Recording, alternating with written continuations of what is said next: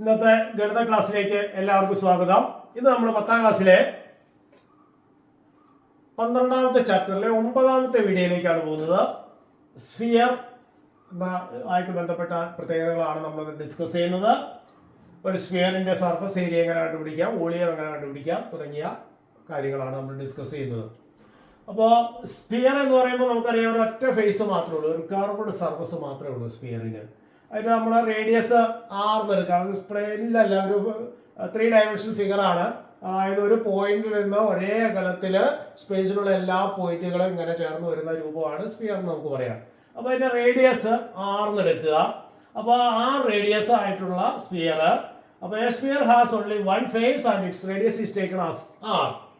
ഇതിന്റെ surface area എന്ന് പറയുമ്പോൾ നമ്മൾ 4 ഇതേ റേഡിയസ് ഉള്ള 4 സർക്കിൾ വെട്ടിയെടുത്തിട്ട് മുകളിൽ നിന്ന് ഒരു സർക്കിൾ ഇങ്ങനെ ഒട്ടിക്കുക, താഴെ നിന്ന് ഒരു സർക്കിൾ മുകളിലേക്ക് ഒട്ടിക്കുക. പിന്നെ ബാക്കി സൈഡിലുള്ള സ്പേസ്, ബാക്കിയുള്ള സർക്കിൾ സെക്ടേഴ്സ് ആയിട്ട് മുറിച്ചെടുത്ത് ഒട്ടിച്ച് കഴിയുമ്പോൾ 4 സർക്കിൾ പൂർണ്ണമായിട്ട് ഉപയോഗിച്ച് കഴിയുമ്പോൾ ആണ് ഇത് സർഫസ് കവർ ചെയ്യുള്ളൂ.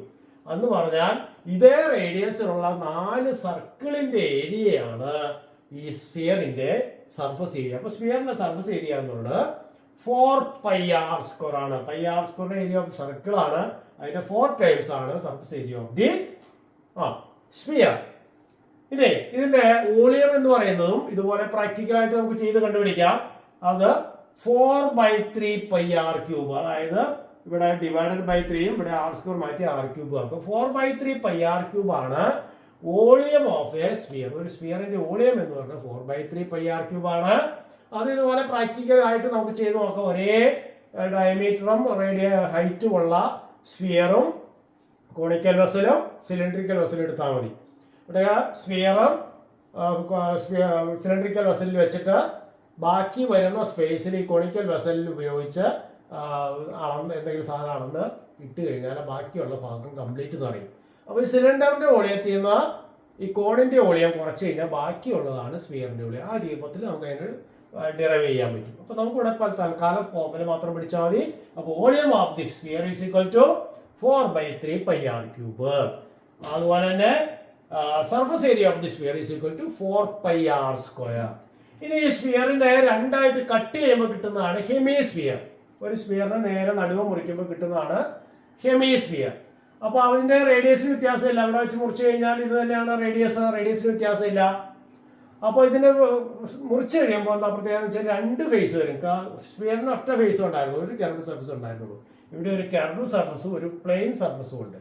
അവിടെ കർവ് സർഫസിന്റെ മാത്രം ഏരിയ ഇതിന്റെ ഈ സ്ഫിയറിന്റെ സർഫസ് ഏരിയയുടെ ഹാഫ് ആണ്, അതായത് 2πr². അപ്പോൾ when a sphere is cut into 2 halves we get 2 hemispheres.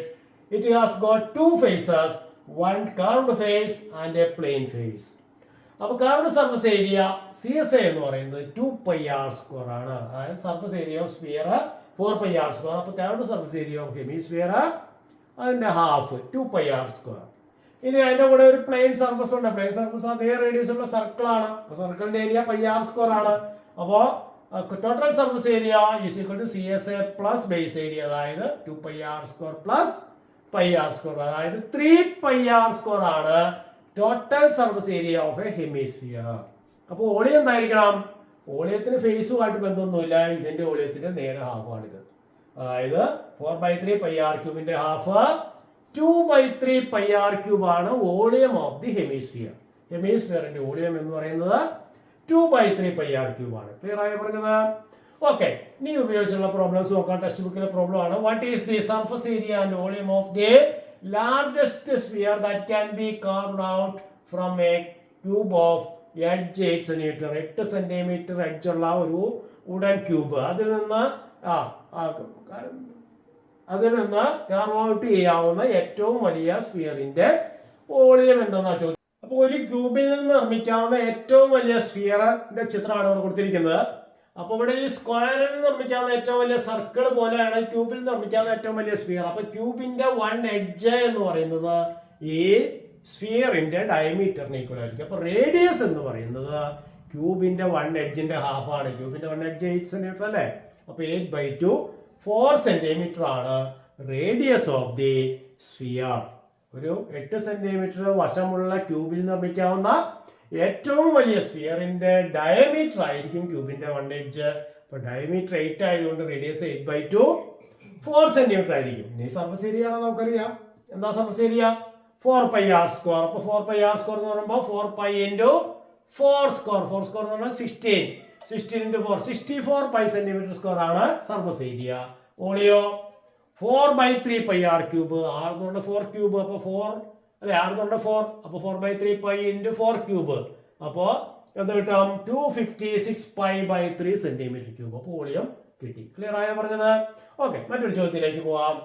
A solid sphere of radius 12 cm is cut into 2 hemispheres. What is the surface area of each hemisphere? ഇതാണ് question.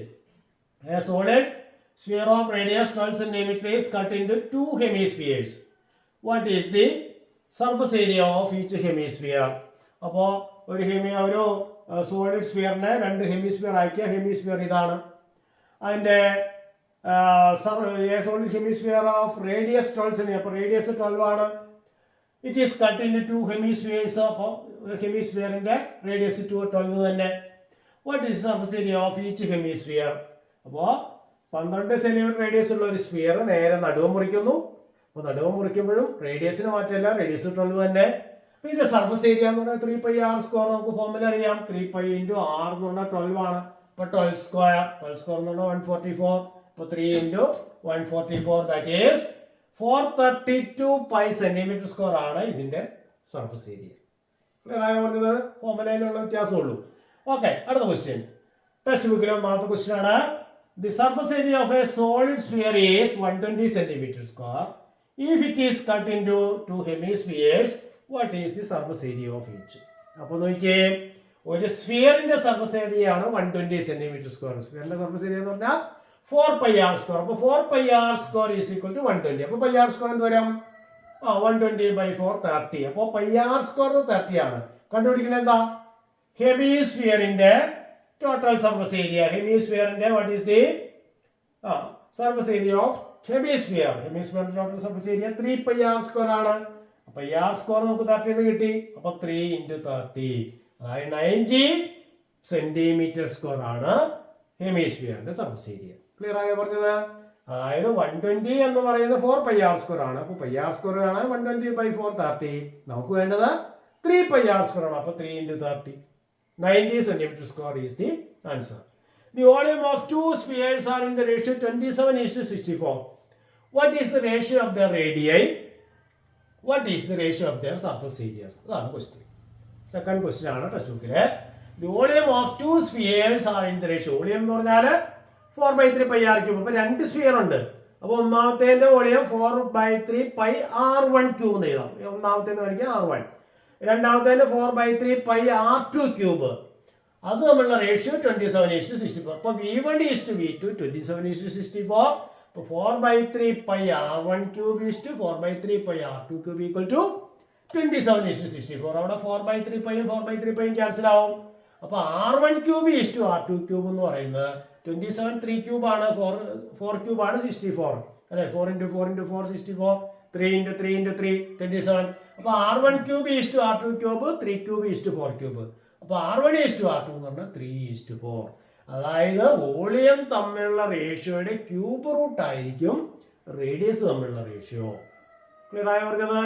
അപ്പോൾ volume തമ്മിലുള്ള റേഷ്യോയുടെ cube root എടുത്തു കഴിഞ്ഞാൽ radius തമ്മിലുള്ള ratio, അല്ലെങ്കിൽ radius തമ്മിലുള്ള റേഷ്യോയുടെ cube എടുത്തു കഴിഞ്ഞാൽ വോളിയം തമ്മിലുള്ള റേഷ്യോ ആവും. ഇനി ഇതിന്റെ സർഫസ് ഏരിയ തമ്മിലുള്ള റേഷ്യോ. ഒന്നാമത്തെ സർഫസ് ഏരിയ 4πr₁². അപ്പോൾ 4πr₁² ഈസ് 4πr₂². അവിടെ 4π കോമൺ ഫാക്ടർ ക്യാൻസൽ ചെയ്യാം. അപ്പോൾ r₁² ഈസ് r₂². അപ്പോൾ സർഫസ് ഏരിയ തമ്മിലുള്ള റേഷ്യോ റേഡിയസ് തമ്മിലുള്ള റേഷ്യോയുടെ സ്ക്വയർ ആയിരിക്കും. അപ്പോൾ r₁² is r₂². r1 is r2 3:4. അപ്പോൾ r₁² ഈസ് r₂² എന്ന് പറഞ്ഞാൽ 3² ഈസ് 4². അതായത് 9:16 ആണ് ratio of the surface area. Clear ആയോ പറഞ്ഞത്? റേഡിയസ് തമ്മിലുള്ള റേഷ്യോയുടെ സ്ക്വയർ എടുത്താൽ സർഫസ് ഏരിയ തമ്മിലുള്ള റേഷ്യോ ആവും. റേഡിയസ് തമ്മിലുള്ള റേഷ്യോയുടെ ക്യൂബ് എടുത്താൽ വോളിയം തമ്മിലുള്ള റേഷ്യോ ആവും. അപ്പോൾ നേരെ തിരിച്ചു, വോളിയം തമ്മിലുള്ള റേഷ്യോ എന്നാൽ അതിന്റെ ക്യൂബ് റൂട്ട് എടുത്താൽ റേഡിയസ് തമ്മിലുള്ള റേഷ്യോ ആവും. സർഫസ് ഏരിയ തമ്മിലുള്ള റേഷ്യോ എന്നാൽ അതിന്റെ സ്ക്വയർ റൂട്ട് എടുത്താൽ റേഡിയസ് തമ്മിലുള്ള റേഷ്യോ ആവും. റേഡിയസ് തമ്മിലുള്ള റേഷ്യോ തന്നെയാണ് ഡയമീറ്റർ തമ്മിലുള്ള റേഷ്യോ. കാരണം ഡയമീറ്റർ തമ്മിലുള്ള റേഷ്യോയും റേഡിയസ് തമ്മിലുള്ള റേഷ്യോയും സെയിം ആയിരിക്കും. അപ്പോൾ ക്ലിയർ ആയോ പറഞ്ഞത്? അപ്പോൾ ടെക്സ്റ്റ് ബുക്കിലെ പ്രോബ്ലംസ് ആണ് നമ്മൾ ഡിസ്കസ് ചെയ്തത്. അപ്പോൾ ഇത് എല്ലാവർക്കും മനസ്സിലായെന്ന് വിചാരിക്കുന്നു. Thank you.